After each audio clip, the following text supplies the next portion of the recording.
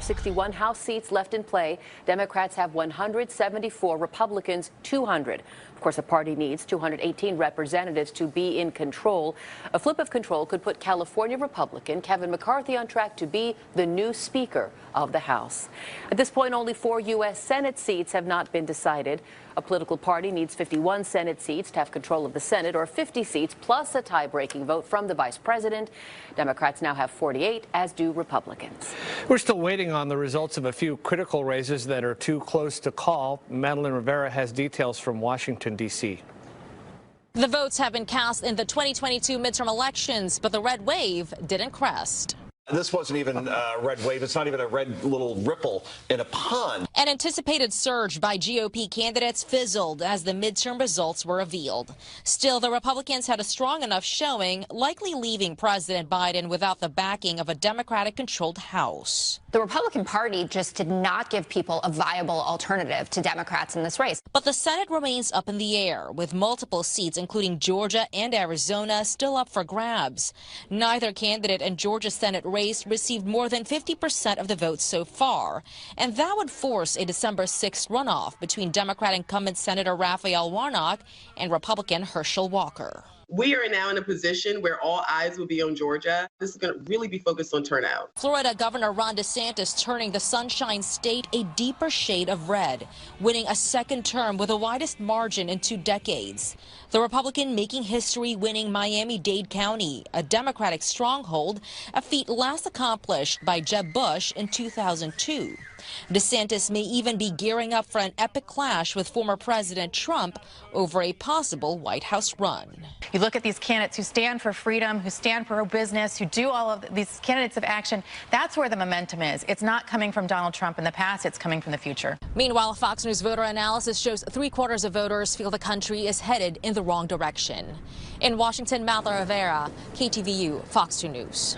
And we want to continue the conversation on the national election results and what it means moving forward by welcoming Jeremy Levitt to the 9. He's an international law professor at Florida A&M University. Professor, thank you for joining us. You just heard on that report that Ron DeSantis had a very decisive win in Florida. This means a lot, not only to him, but also to maybe the Republican Party. What does this mean for the Republican Party going forward? Well, it means that the Republican Party is really no longer the party of Donald Trump. He's an influencer. But I think after this midterm election, this became the party of Ron DeSantis. He had a crushing victory against Charlie Crist. And I think part of it is that there are enough independents that reject far-right politics that still find Ron DeSantis appealing. And I think he was successful at communicating that message here in the state of Florida, and that should reverberate across the country should he be the next nominee for the Republican Party.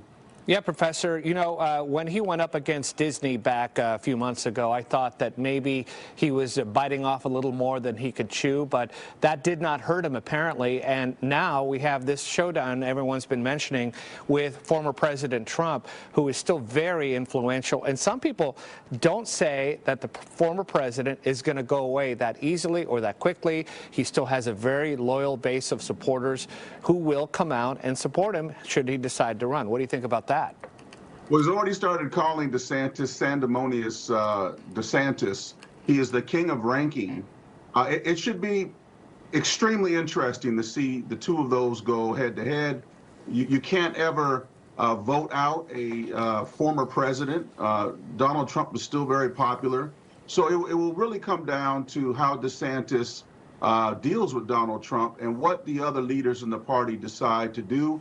I think DeSantis has taken a great leap forward, and the Democrats are going to have to put up a formidable candidate to contest him in the next presidential election.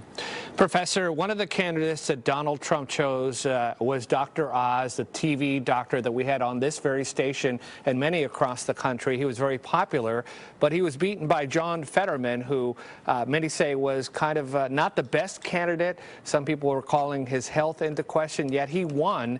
So again, what does that mean for all the Trump-backed candidates? And do you think that Donald Trump will stay away in the future from putting his seal of approval on candidates? Well, the majority of candidates that Donald Trump supported lost. And so I think this sends a big message. The Democrats needed to pick up Pennsylvania. Fetterman, with all of his trials and tribulations, came through. And so the Democrats have a chance to hold on to the Senate here. I think Donald Trump is going to have to take a back seat. I think we'll see the emergence of Mike Pence in many ways coming forward with Ron DeSantis and Abbott in the state of Texas and really pushing the party forward. What we know nationwide is there was no red wave. There was a red tsunami in the state of Florida, but the rest of the country is really moving to purple. And so it's going to be up to that politician, whether Democrat or Republican, that can really meet us in the middle, whether they're moderate to the left or moderate to the right. That's where America is. That's what all the polling data shows. Professor Levitt, I need a quick answer in the minute we have left here. Hillary Clinton tweeted that women, essentially, I don't have her tweet up here, but she said that women fueled this election, in this midterm election, because of the Dobbs issue. They came out, they were upset about the Dobbs issue and the abortion issue. Did that play a big role? I think it played a role, but Hillary Clinton often gets it wrong. Certainly the abortion issue was important. The economy seemed to be the most important issue for independents. And then, of course, the issue of abortion. But remember that Donald Trump, both in terms of the midterm elections and presidential elections, got 8 to 10% of the black vote. They weren't able to solidify this time around. There was an effort to get out the black male vote by the Democrats. And I think that really was the turning mark that everyone's going to overlook here. The black male vote is critical. Who black men vote for in this country ultimately will win the election when you're 50-50 split between Democrats and Republicans. Jeremy Levitt, international law professor, Florida A&M University. Thank you so much for your insights, and thanks for joining us. It's official, more layoffs.